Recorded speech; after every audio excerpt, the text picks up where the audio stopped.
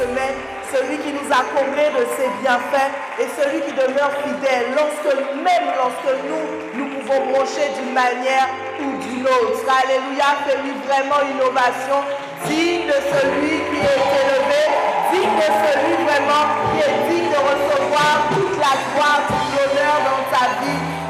Alléluia. Que le Seigneur reçoive toute cette gloire ce soir. Rien que pour lui. Pas pour nous, mais tout pour lui. Alléluia. Je t'invite à prendre place. Bonsoir à tous. Bienvenue dans cette maison, arbre de vie, ce soir. Alléluia. Le titre de mon message ce soir, c'est « Quels sont tes centres d'intérêt ?» Un titre qui te dit peut-être sans doute pas grand-chose déjà.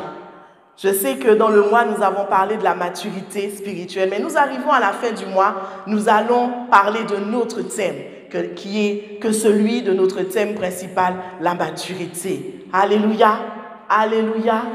Ah, souris quand même, tu es dans la maison de Dieu. Alors, quels sont, je viens ce soir avec une question. Moi, des fois, ce soir avec une exclamation ou une question. Ce soir, je viens te poser une question. Quels sont tes centres d'intérêt dans la vie? Quel est ton centre d'intérêt dans la vie de tous les jours? Donc, dans le CV, cette partie-là, souvent, elle vient à la fin.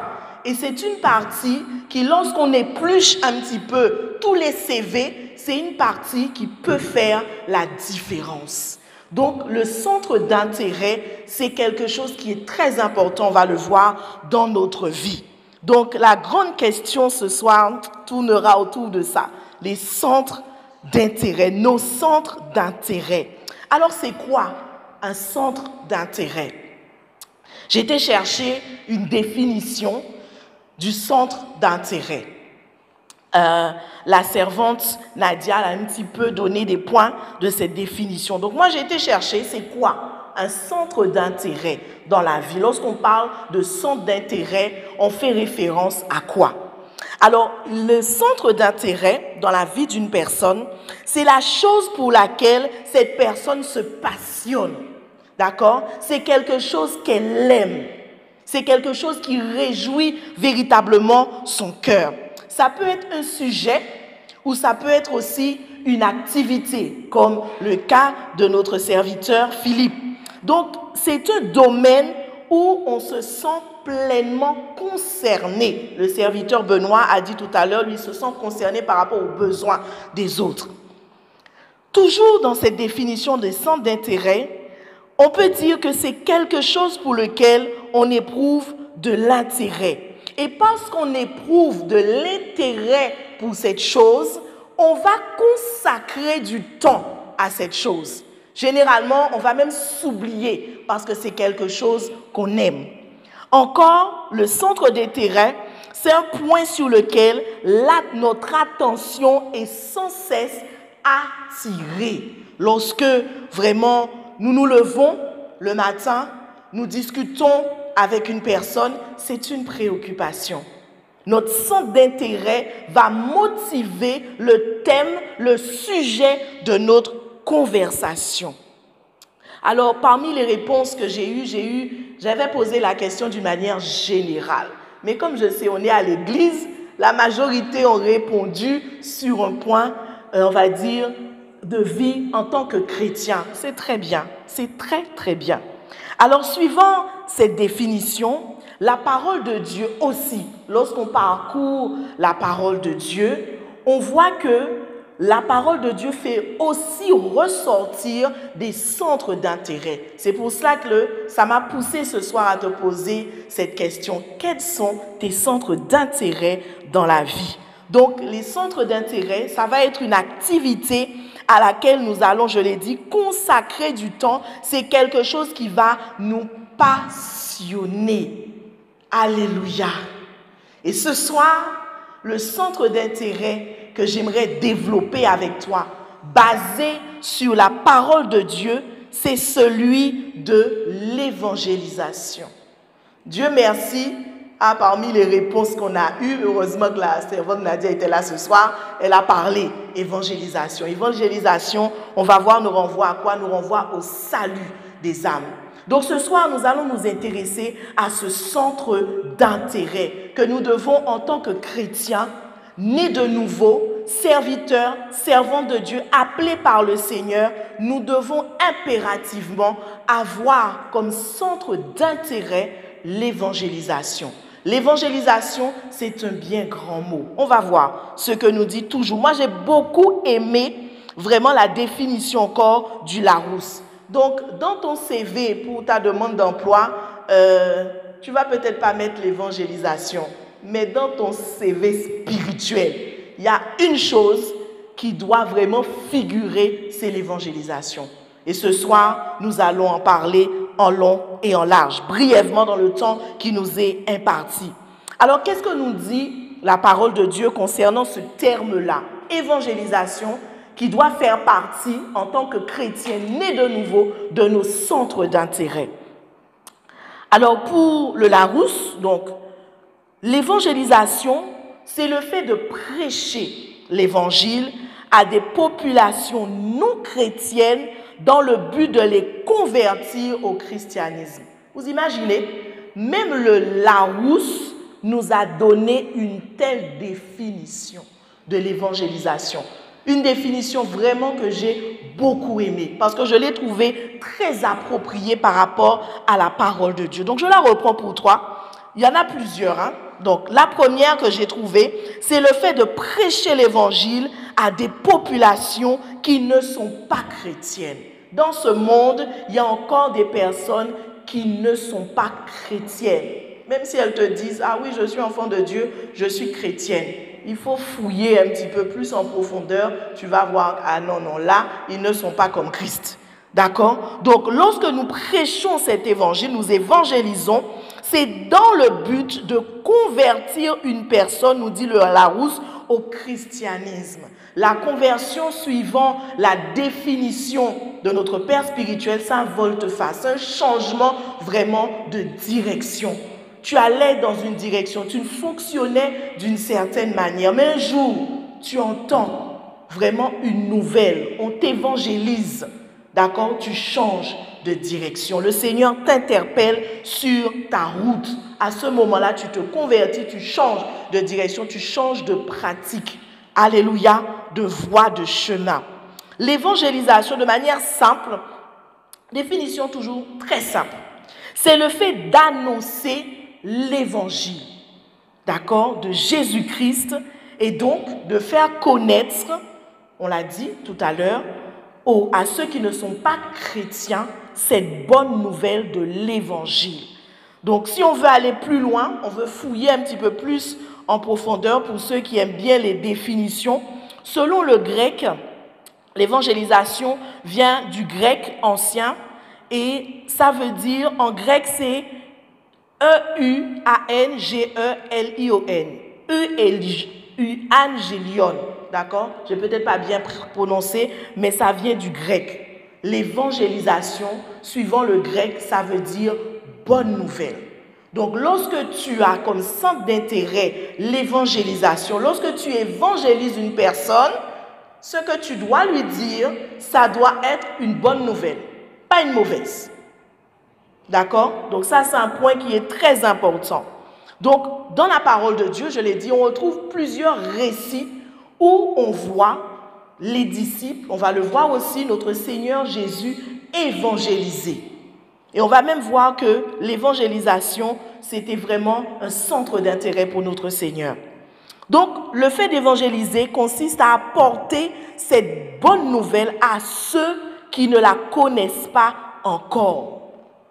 Beaucoup de personnes ne connaissent pas cette bonne nouvelle de l'évangile.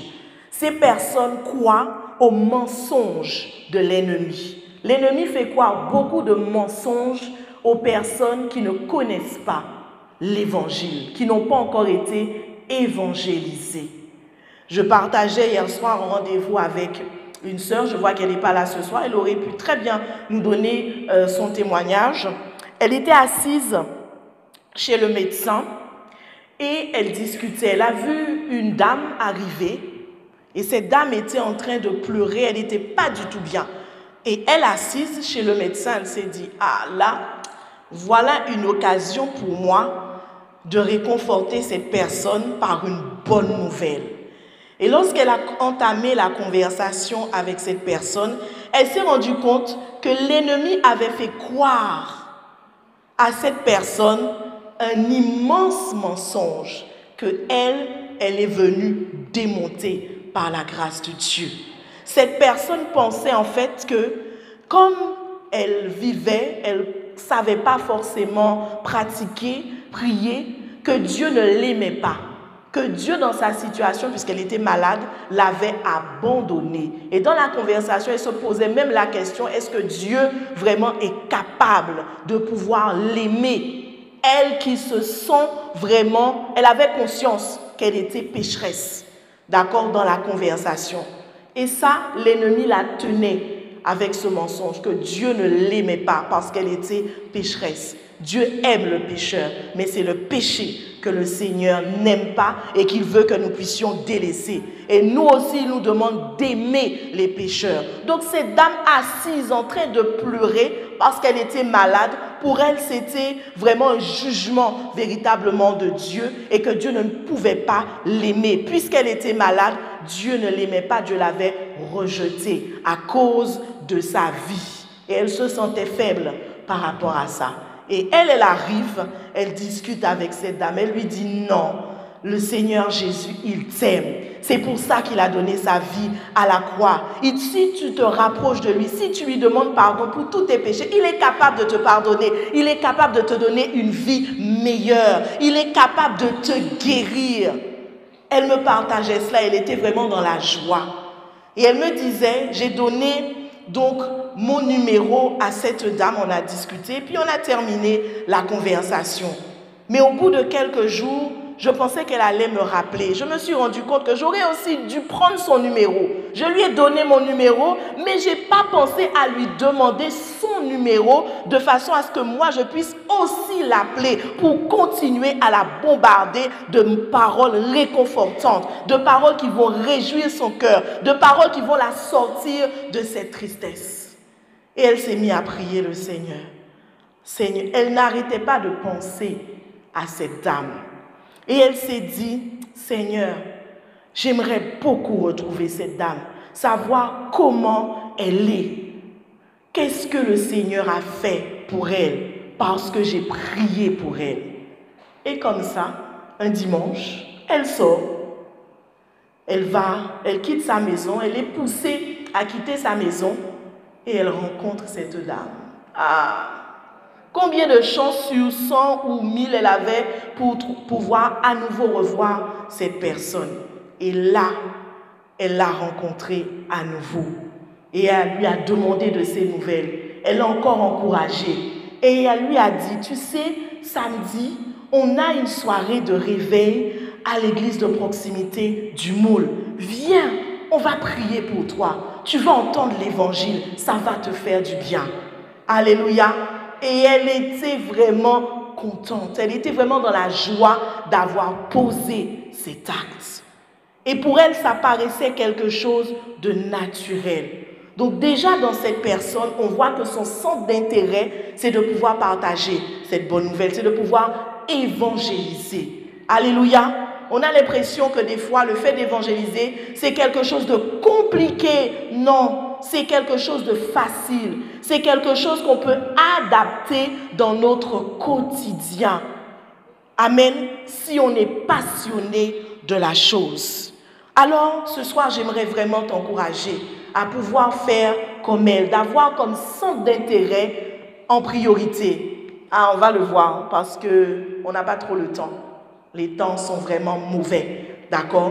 Plus que jamais, nous devons évangéliser. Nous devons partager cette bonne nouvelle de l'évangile qui, un jour, nous l'avons entendue, qui nous a sortis dans un état de tristesse, qui nous a sortis alors que nous étions peut-être au bord de mettre fin à notre vie. Et cette bonne nouvelle a changé notre vie, nous a donné une nouvelle orientation, de nouveaux plaisirs dans la vie, comme celui de pouvoir louer, adorer notre Dieu, d'entendre sa parole. Alléluia, bien-aimés. L'évangélisation, on va commencer par là, c'est une recommandation du Seigneur. Et on va le prendre dans notre premier verset ce soir, qui sera notre texte de base pour vraiment parler ce soir de ce centre d'intérêt qu'on va le voir, qui n'est pas toujours une priorité pour beaucoup. Ça doit devenir. L'évangélisation, le fait d'évangéliser doit devenir notre centre d'intérêt. Il y a des personnes qui attendent d'entendre une bonne nouvelle. Donc, le fait d'évangéliser, de partager cette bonne nouvelle, c'est une recommandation du Seigneur. Matthieu 28, à partir du verset 8. C'est une recommandation que le Seigneur a donnée à ses disciples et qui est encore valable aujourd'hui pour nous. Il l'a donnée juste après sa résurrection, avant de partir vers le Père. Matthieu 28, on ira directement dans le verset 16 pour gagner du temps, mais vous pouvez aussi lire à partir du verset 8 jusqu'au verset 10. On voit que les disciples ont demandé, Jésus a demandé plutôt à ses disciples de pouvoir le retrouver en un certain lieu, de façon à ce que lui, il puisse leur parler. De la même manière que chaque vendredi, chaque dimanche, chaque mercredi dans ta cellule, Dieu te donne un rendez-vous parce qu'il veut te parler. Donc on va voir ce que Jésus a dit à ses disciples. Verset Matthieu 28 à partir directement au verset 16, on nous indique qu'ils ont obéi au lieu de rendez-vous. Parce que les disciples de Jésus, ils étaient obéissants. Des fois, nous, on peut paraître désobéissants. On rate les rendez-vous de Dieu. Mais les disciples, ils n'ont pas raté ce rendez-vous. Et regardez ce que le Seigneur leur dit, Matthieu 28, 18, notre texte de base. On va le lire ensemble. Parce que c'est un verset que moi, j'ai commencé à l'apprécier. J'ai commencé vraiment à l'aimer et je l'utilise assez souvent. On va le lire tous ensemble. Si tu es fatigué, la semaine a été bien longue, c'est notre verset de base. Mets-toi debout, s'il te plaît, et on va le lire ensemble. Parce que tu étais peut-être en train de t'assoupir un petit peu. Il n'y a que Cédrina qui est debout. Non, Cédrina, ce soir, on va être dynamique. Et sous la direction de Cédrina, on va le lire tous ensemble. Matthieu 28, verset 18, ensemble. Jésus, s'étant approché, leur parla ainsi. Tout pouvoir m'a été donné dans le ciel et sur la terre. Jusqu'au verset 20. Allez, faites de toutes les nations des disciples, les baptisant au nom du Père, du Fils et du Saint-Esprit, et enseignez-leur à observer tout ce que je vous ai prescrit. Et voici, je vous suis avec vous tous les jours, jusqu'à la fin du monde. Amen. Est-ce que tu peux dire Amen? Amen. Maintenant, tu peux prendre place. Merci, cher roi, chère reine, de ta participation ce soir.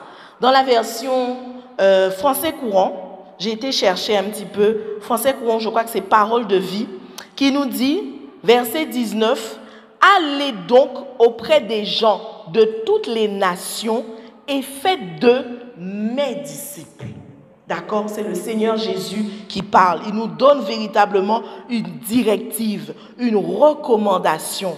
Verset 20, il nous le dit différemment.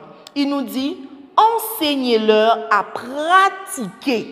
L'évangélisation, c'est une pratique. Tout ce que je vous ai commandé. Et sachez-le, je vais être avec vous tous les jours jusqu'à la fin du monde.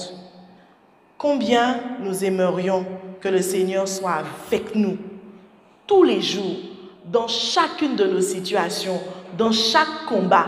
Est-ce qu'il y a des personnes qui aimeraient cela? Ah, d'avoir le plus fort, le tout-puissant. Cette promesse-là, nous l'obtenons avant, il y a des indications. Avant qu'il soit avec nous tous les jours, dans tout ce que nous faisons. C'est pour ça que tu ne peux pas avoir peur d'évangéliser. Il nous promet d'être avec nous. Et pour cela, il nous dit d'aller. D'accord? Aller, c'est vraiment une action. Il faut que tu quittes là où tu es, que tu quittes ta maison, que tu quittes tes passions, tes obligations et que tu puisses aller. Avant d'aller aux extrémités de la terre, dans les nations, il faut déjà commencer tout près. D'accord? C'est ce que nous dit Acte 1, verset 8. On doit commencer déjà dans notre entourage. Donc, lorsqu'on a une soirée de réveil, on veut évangéliser, on commence déjà par les personnes que nous connaissons. Et ensuite, maintenant, nous allons dans la rue. D'accord? Juste ceux qui sont beaucoup plus loin de nous. Donc, dans ce passage, on retient que chacun d'entre nous, ce n'est pas une recommandation seulement pour les pasteurs, pour les apôtres, les ministres, non. C'est nous tous. Nous devons aller. Nous tous, nous devons faire des disciples. Un disciple, c'est un élève qui suit un maître. Donc, avant que le disciple, la personne que tu vas partager l'évangile, puisse arriver véritablement à l'église, il faut que toi, tu aies répondu à ces questions. Il faut que toi, tu aies partagé avec lui cette bonne nouvelle. Il faut que tu lui dises des choses qui vont toucher son cœur. Il faut que tu utilises vraiment cette parole qui est une puissance pour bouleverser sa situation, pour apporter déjà un changement dans sa vie. Qu'il puisse te dire, ah non, non, vraiment, comme la femme samaritaine qui a été vraiment parcourir vraiment sa ville pour annoncer une bonne nouvelle. Les personnes ont été interpellées, ils ont dit non, non, on a entendu, maintenant on veut aller voir à la source. Alléluia. Avant qu'ils arrivent à la source, il faut qu'ils t'entendent toi. Qu'est-ce que tu vas leur dire? Alléluia. Qu'est-ce que tu vas leur dire? Et assez souvent, c'est la question qu'on se pose. L'évangélisation, c'est une conversation de la vie. C'est une conversation du quotidien, mais basée sur les choses élémentaires. Et ces choses élémentaires, tu vas les retrouver dans les cours de base. Alléluia.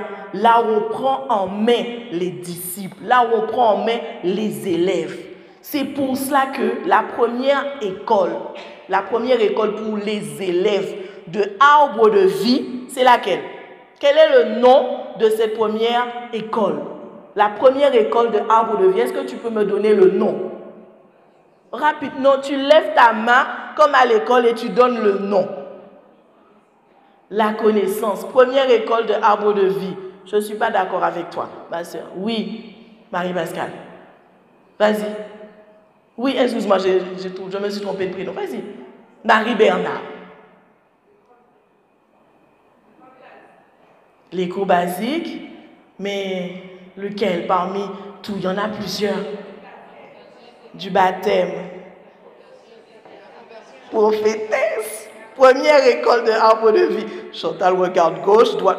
Chantal, n'agresse pas tes élèves avec le regard, Chantal. Alors, les élèves qui ont suivi précédemment avant, je veux le nom précis de la première école de Arbre de Vie. Oui, Aurélia. Ah, gloire à Dieu. Est-ce qu'on peut acclamer une vraiment disciple de Arbre de Vie? Merci Aurélia. Heureusement Aurélia, tu étais là ce soir. Ah, première école de Arbre de Vie. Car avant l'école de puissance, la conversion et ces 4 étapes qui a suivi du début jusqu'à la fin. Chantal, ferme les yeux. Luce, vraiment. Luce, c'est facile pour toi parce que tu étais en obligation. Tu étais à côté de Chantal. C'est normal. Du début jusqu'à la fin, tu n'as pas raté un cours. La conversion et ses 4 étapes. Première école de Arbre de Vie. Prophétesse, tous tes enfants, retourne. Ça tombe très bien. La première école, elle commence demain après-midi à 16h. Alléluia.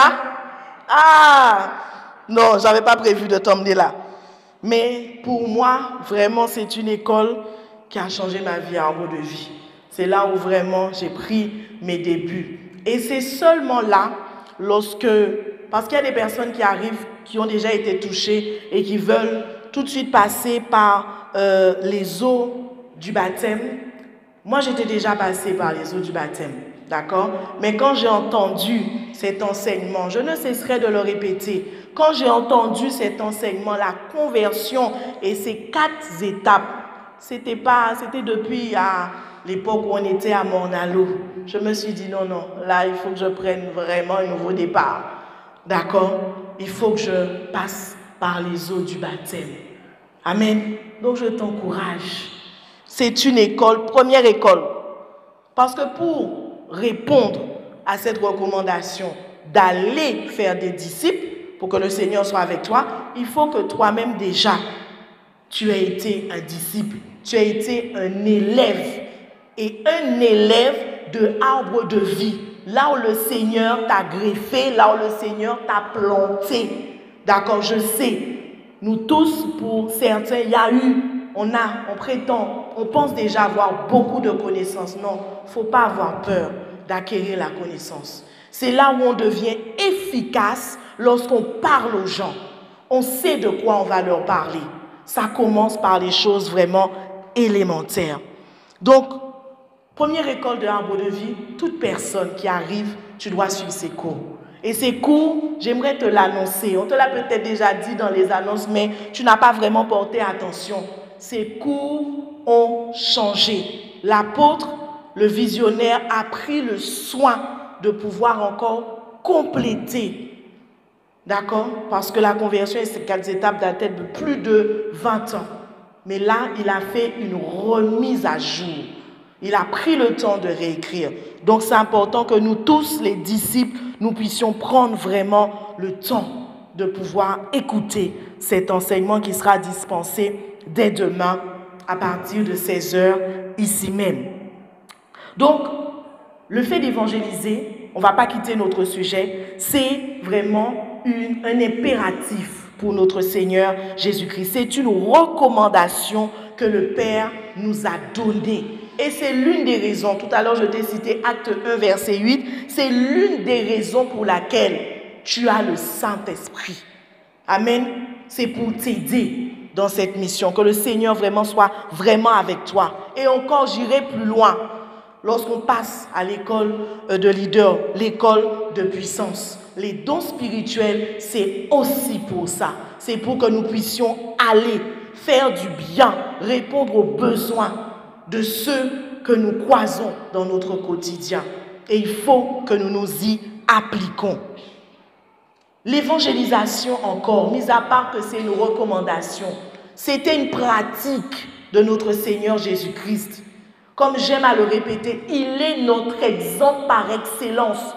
Jésus est venu sur la terre pour nous démontrer, pour nous montrer de manière tangible, palpable, comment nous devons vivre, quelles sont les choses que nous devons faire et comment nous devons le faire. Toute sa vie, Jésus, notre Sauveur et notre Seigneur, celui qu'on a accepté, il avait vraiment comme centre d'intérêt celui d'aller de ville en ville et de partager la bonne nouvelle du royaume de Dieu. Exemple, rapidement, Luc 8, à partir du verset 1. On va le lire. C'est important parce que j'ai beaucoup aimé le verset 2. Luc 8, on va lire du verset 1 jusqu'au verset 3. Luc 8, verset 1 à 3.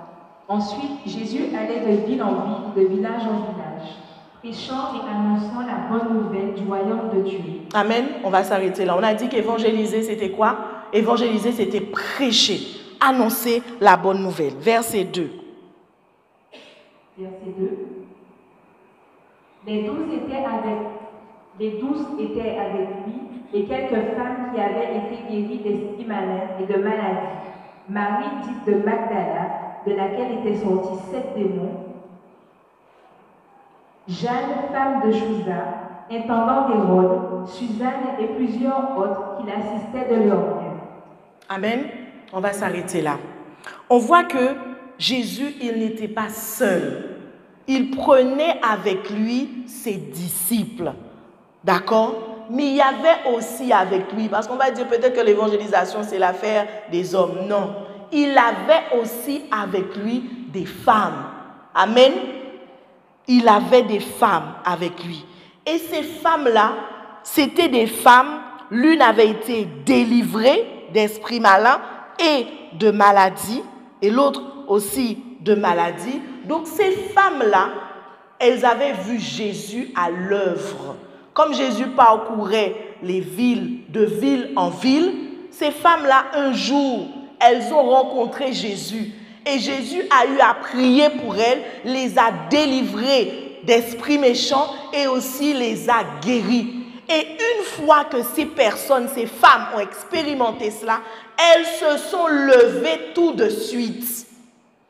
Elles ont eu aussi comme centre d'intérêt le salut des âmes, le salut de d'autres personnes, que d'autres aussi soient guéris, que d'autres aussi soient délivrés. C'est la raison pour laquelle, lorsque nous réalisons, toi qui as été guéri, délivré, qui as vu la main de Dieu, tu n'as aucune excuse pour ne pas évangéliser.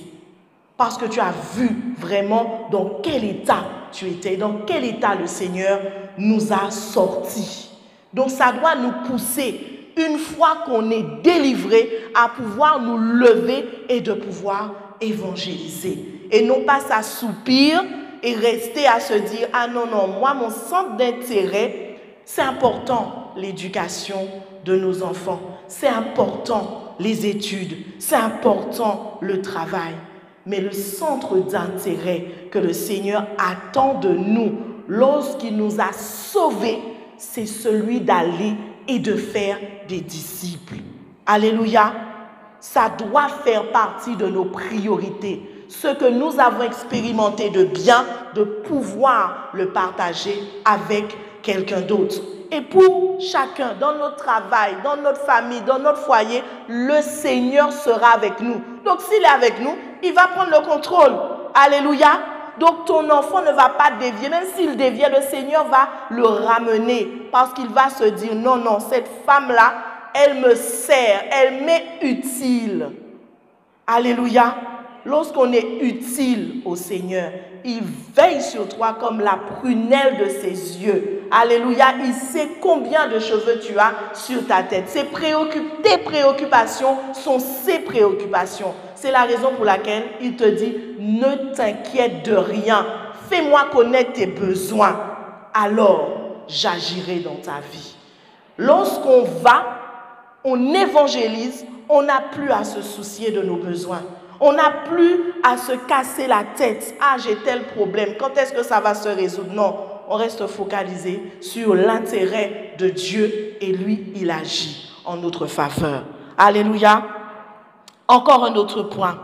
L'évangélisation, c'est une recommandation du Seigneur. L'évangélisation, c'était une pratique de notre Seigneur. Il allait de ville en ville, de village en village. Il n'était jamais fatigué. Il n'avait pas de voiture. D'accord, il n'avait pas de moyens de locomotion comme nous en avons aujourd'hui. D'accord, quand il pleuvait, il prenait la pluie. D'accord, il subissait des choses, mais ça ne l'empêchait pas d'aller. Le fait de ne pas avoir de voiture ne doit pas t'empêcher de te dire, ah oui, quand j'aurai une voiture, je vais évangéliser. Non, commence déjà dans le quartier, tout en n'ayant pas de voiture. Et là, le Seigneur lui-même, il va pouvoir. Il va te donner une voiture pour que tu puisses aller plus loin. Et pour aller aux extrémités, il faudra carrément l'avion, il faudra le jet privé. Alléluia. L'évangélisation, un autre point, fait partie. Enfant de cette maison, arbre de vie. L'évangélisation fait partie de la vision de cette maison. Je ne vais pas te demander c'est laquelle la vision, tu la connais. C'est la vision créée, elle est juste là. D'accord? Connaissance de la parole de Dieu, oui. Nous devons chercher cette connaissance de la parole de Dieu pour que nous puissions bien annoncer cette bonne nouvelle, que nous puissions le faire avec efficacité. Lorsqu'on nous pose une question, que nous soyons capables d'éclairer avec précision suivant la parole de Dieu. Mais il y a un autre point. Il y a un réveil de chaque lieu d'établissement. Le réveil, c'est une prise de conscience. La Guadeloupe a besoin de prendre conscience qu'elle doit faire confiance, qu'elle doit se tourner vers Dieu, qu'elle doit accepter Jésus comme sauveur et Seigneur. Les politiciens doivent l'entendre, les médecins doivent l'entendre, eux qui touchent au corps humain que le Seigneur a créé, qu'il a façonné à son image et à sa ressemblance. Toutes les couches de la population ont besoin d'expérimenter ce réveil. Alléluia. Et cela fait partie de notre vision.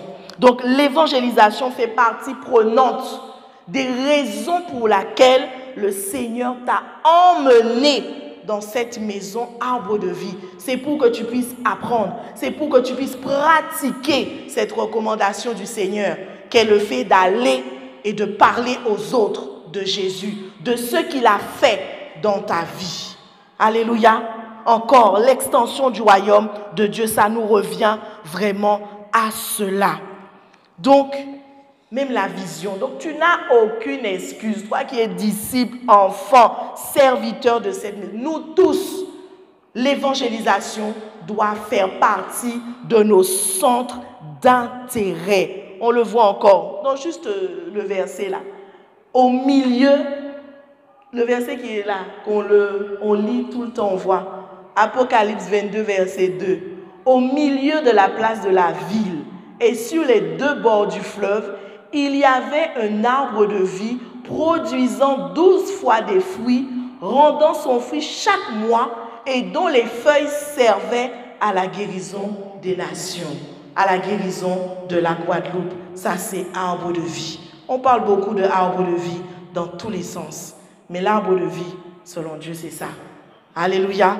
Et moi, j'ai cherché dans une version que j'ai beaucoup aimée, qui est simple. Apocalypse, le verset 2, on nous dit, je crois que c'est dans la version Parole de vie ou français courant, je vais juste reprendre le verset 2, on nous dit, il coule au milieu de la place de la ville, là entre deux parties du fleuve. Arbre de vie, on est vraiment situé au centre. C'est pour ça que le visionnaire a tenu. On était loin du centre. Non, mais pour répondre à cette exigence de la parole, arbre de vie doit être au centre de la Guadeloupe. On nous dit, dans une autre version que la version seconde qui est affichée, il donne des fruits 12 fois dans l'année, une fois par mois. Et ses feuilles servent à guérir les peuples. Donc ça veut dire que nous tous qui faisons partie de arbre de vie, chaque mois, on doit produire un fruit. Et ce fruit-là, ça doit guérir une personne. Moi, je l'ai interprété comme ça. Donc, ça veut dire que chaque mois, il y a une personne.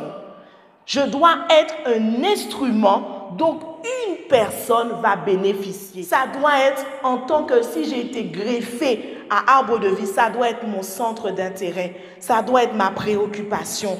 Je dois me dire... le mois a commencé, le mois de septembre se termine, il faut qu'il y ait une personne. Pour les personnes du secteur de Grande-Terre, on a encore demain samedi pour aller inviter une personne à venir à notre soirée de réveil. D'accord? Donc, une personne, on doit produire un fruit, puisqu'on est un arbre. D'accord? Pas l'arbre du bien, du mal, non, nous on a choisi le bon arbre. D'accord? Donc, on doit produire un fruit. Et ce fruit-là va apporter la guérison dans la vie d'une personne. Alléluia. Est-ce que c'est vraiment... Est-ce que le matin, quand tu te réveilles, tu te dis cela? Est-ce que quand le mois commence, on se dit cela? Pas toujours. On se laisse embarquer dans les problèmes. On se laisse vraiment distraire. Beaucoup distraire. Il faut que je vous parle aussi de la distraction. C'est important. D'accord? Donc, nous devons nous appliquer en tant qu'arbre de vie, de pouvoir produire et apporter cette guérison. C'est notre mission. Et la guérison va venir au travers de cette bonne nouvelle qu'on va partager avec cette personne. On va lui redonner le sourire, on va lui redonner l'espoir. Alléluia, de pouvoir encore recommencer. Lui dire non, tout n'est pas fini. Ta vie n'est pas finie. Tu n'as pas échoué. Si tu te confies en Dieu, tu vas réussir. Alléluia. Essaie. Je vais t'encourager. Je vais prier avec toi. Régulièrement, je vais t'appeler. Lorsque tu seras découragé, tu pourras aussi toi m'appeler.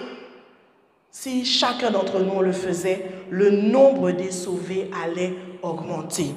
J'ai fait un petit calcul, comme on a fait un petit calcul aussi, on avait fait ce calcul-là par rapport aux 5 secteurs de l'église de proximité. Et du coup, on prie différemment. Le nombre de la population de la Guadeloupe, j'ai été chercher, c'est 395 700 habitants. Donc la population de la Guadeloupe, c'est 395 000. On va arrondir. D'accord? Donc, ces 395 700 habitants, ils doivent entendre la bonne nouvelle de l'Évangile. Et par qui? Par chacun d'entre nous. Alors, tu vas te dire, mais tu sais, pasteur, il y a beaucoup d'églises. Donc, oui, il y a beaucoup d'églises. Donc, on va séparer là. C'est 395 000 en deux. Ça m'a donné 197 850. Est-ce que tu penses, quand tu totalises toutes les églises où on parle de Jésus, est-ce qu'il y a en Guadeloupe, à ton avis, 197 000 chrétiens nés de nouveau? Non. Comment on le sait? Par rapport à le climat de vie en Guadeloupe. Si le nombre des chrétiens, je ne parle pas des chrétiens qui sont à la recherche, non, il y a différentes catégories de chrétiens. Mais je te parle des chrétiens vraiment nés de nouveau. D'accord? Donc, ceux-là, ils ne sont pas même la moitié en Guadeloupe. Ce n'est pas le cas. D'accord? Donc, nous avons vraiment à travailler. Si c'était le cas, on aurait connu des politiciens qui sont chrétiens, qui parlent de Jésus. Même pendant leur élection, ils n'auraient pas eu peur. Le climat de la Guadeloupe serait différent. Donc, disons-nous, nous avons, on va enlever peut-être les 97 000. On est toujours de la moitié de la population. Je simplifie vraiment. On enlève les 97 850. Il nous reste 100 000. 100 000 personnes à gagner. Donc, ça veut dire qu'il y a encore beaucoup de personnes qui n'ont pas encore entendu cette bonne nouvelle. D'accord? Qui ne font pas encore totalement confiance à notre Seigneur Jésus-Christ. Et par rapport, nous, on a fait le calcul dans nos 5 secteurs. On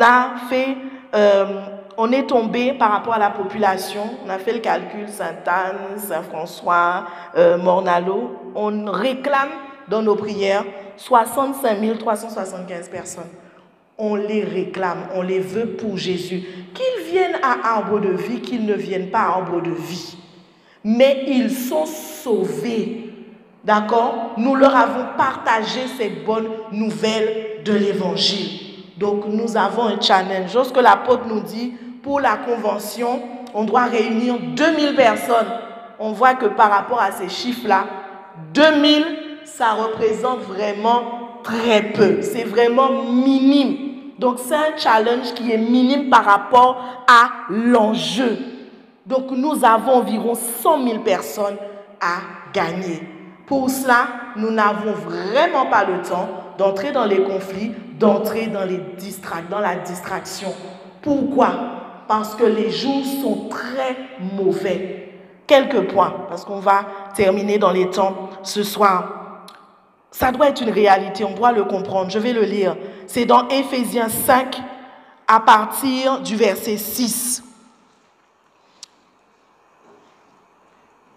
On nous dit, je vais lire la version Parole de vie, on nous dit, personne ne doit vous tromper avec des paroles creuses, des paroles légères. Non, c'est plus le temps de pouvoir parler, selon nous dit, de vains discours, des conversations légères. Parmi ces conversations légères, des critiques, telle église, telle... Non, on n'a vraiment pas le temps. Telle personne a fait ci ou ça, non. On nous dit, personne ne doit vous tromper avec des paroles creuses.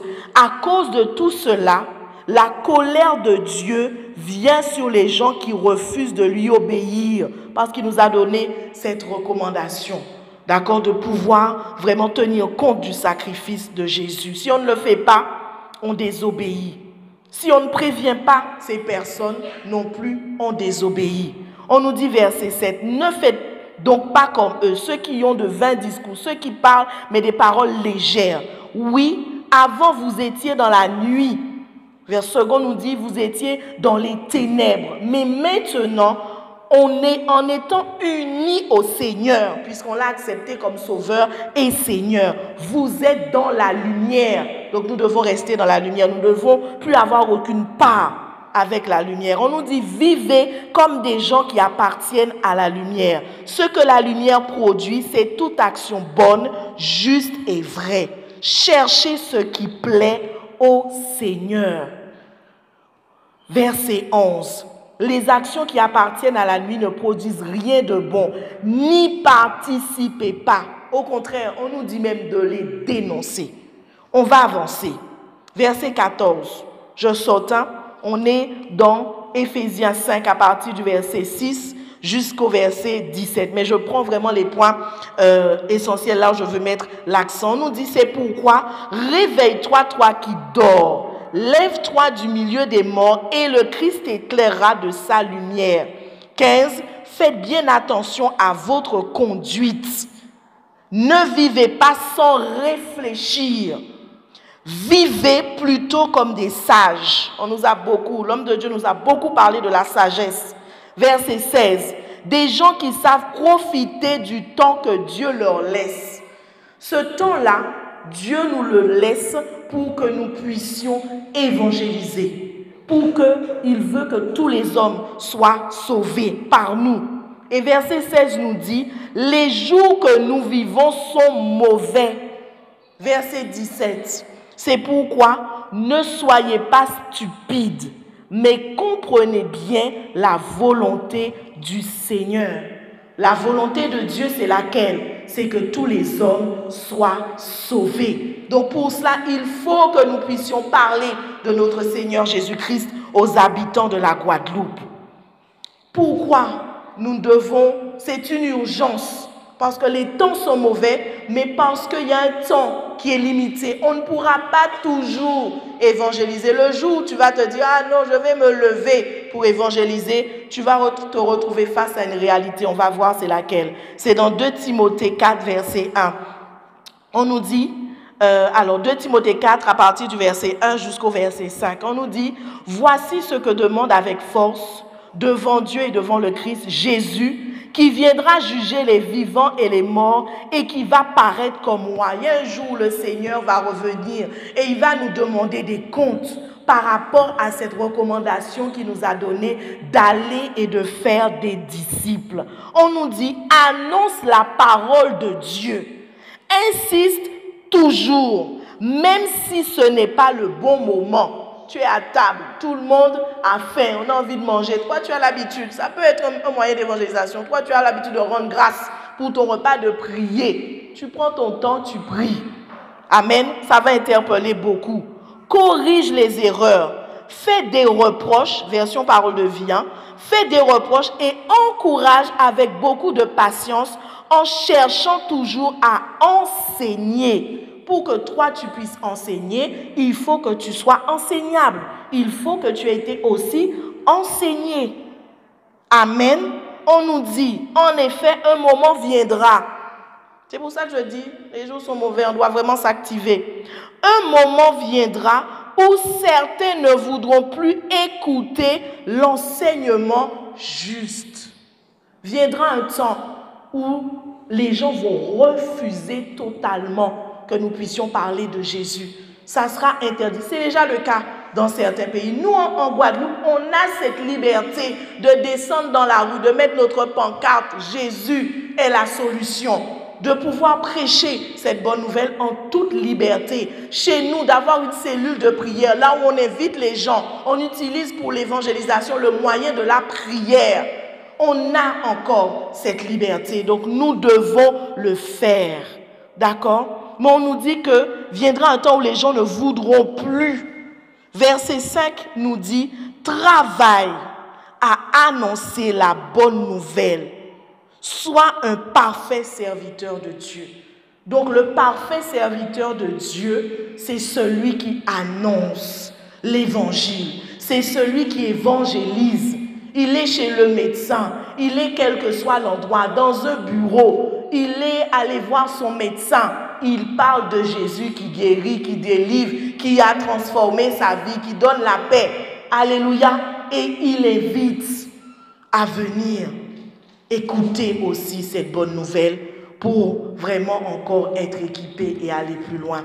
Ce soir, je n'ai pas voulu vraiment vous apporter quelque chose de lourd, mais de simple. Nous encourager à revoir nos centres d'intérêt. Si nous ne le faisons pas, nous ne portons pas assistance aux personnes qui sont en danger. Parce qu'il y aura un jour où tous ceux qui n'ont pas reçu, tous ceux qui, même à l'église, tous ceux qui s'amusaient, qui n'obéissaient pas aux directives de Dieu, tous ceux qui n'évangélisaient pas. Tu évangélises, mais on nous a dit aussi, il faut garder ta vie. Il faut faire attention aussi à ta vie. Il faut te garder aussi toi-même. Alléluia. Donc nous devons revoir nos centres d'intérêt. Parmi nos centres d'intérêt, nous avons beaucoup de loisirs. C'est important de prier, c'est important vraiment d'avoir la connaissance, mais c'est aussi important que nous puissions évangéliser, que nous puissions partager cette bonne nouvelle de l'évangile. Et si nous ne le faisons pas, nous ne portons pas assistance à des personnes qui iront en enfer parce qu'ils n'ont pas trouvé un jour un homme, une femme, un jeune homme, une jeune fille qui n'a pas eu le courage de parler de son Jésus. La parole de Dieu nous dit, n'ayons pas honte de l'évangile. Si nous avons honte de l'évangile de notre Seigneur Jésus-Christ, il va aussi avoir honte de nous, nous rejeter.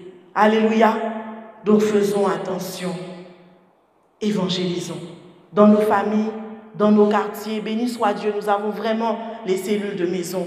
Nous avons des soirées de réveil. Il suffit des fois juste, tu commences, mais invite juste une personne à venir dans ta cellule, à venir à participer à un culte. C'est le dernier culte du mois. Tu lui dis, viens, tu vas entendre des témoignages de ce que Dieu est capable de faire. On l'invite à participer à une soirée. Alléluia. On l'invite à participer à une convention. Nous allons nous lever ce soir dans la présence de Dieu.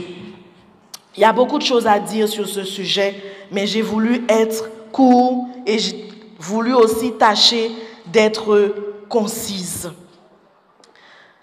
1 Timothée 2, verset 4, tu vas te lever, nous allons nous lever dans la présence de Dieu. Nous sommes en train de clôturer, mais après avoir entendu ce message, nous avons besoin de demander à Dieu son assistance. Parce que nous reconnaissons que des fois nous pouvons être faibles. La parole de Dieu nous dit, il ne nous a pas donné un esprit de timidité, mais parfois la timidité prend le dessus sur nous. Le verset de base de notre prière, ça sera 1 Timothée 2, verset 4 que j'ai cité. Il veut que tous les hommes soient sauvés et parviennent à la connaissance de la vérité. Trop de mensonges se répètent et se répandent dans ce monde. La vérité aussi doit se répandre. Et cette vérité doit se répandre par chacun d'entre nous. Nous qui avons avalé cette vérité. Alléluia. Ce soir, tu vas